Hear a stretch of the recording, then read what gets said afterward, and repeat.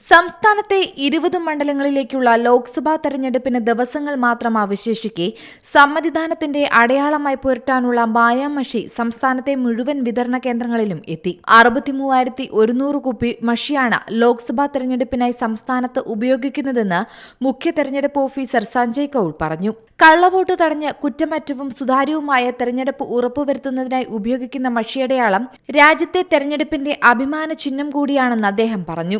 ഒരു വോട്ടർ ഒന്നിലധികം വോട്ട് ചെയ്യുന്നത് തടയുക എന്നതാണ് മായാമഷി കൈവിരലിൽ പുരട്ടുന്നതിന്റെ ഉദ്ദേശം. കള്ളവോട്ടുകൾ തടയാൻ ഈ സംവിധാനത്തിന് സാധിക്കും.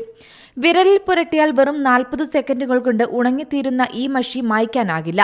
പോളിംഗ് ദിനം കഴിഞ്ഞും ദിവസങ്ങളെടുക്കും ഇത് താനെ മാഞ്ഞു പോവാൻ.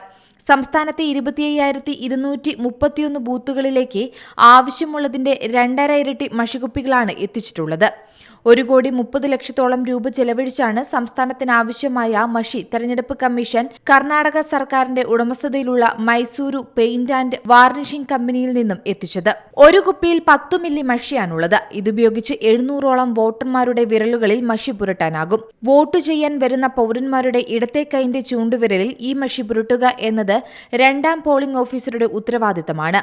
ആദ്യ പോളിംഗ് ഓഫീസർ വോട്ടർ ഐഡന്റിഫിക്കേഷൻ ചെയ്തു കഴിഞ്ഞാൽ രണ്ടാം പോളിംഗ് ഓഫീസർ വോട്ടറുടെ ഇടതുകൈയിലെ ചൂണ്ടുവിരൽ പരിശോധിച്ച് മഷി പുരണ്ടതിന്റെ അടയാളങ്ങൾ ഇല്ല എന്ന് ഉറപ്പാക്കും. തുടർന്ന് ഇടതുകൈയിലെ ചൂണ്ടുവിരലിന്റെ അഗ്രത്ത് നിന്ന് ആദ്യ സന്ധി വരെ ബ്രഷ് കൊണ്ട് നീളത്തിൽ മഷിയടയാളം രേഖപ്പെടുത്തുകയാണ് ചെയ്യുന്നത്.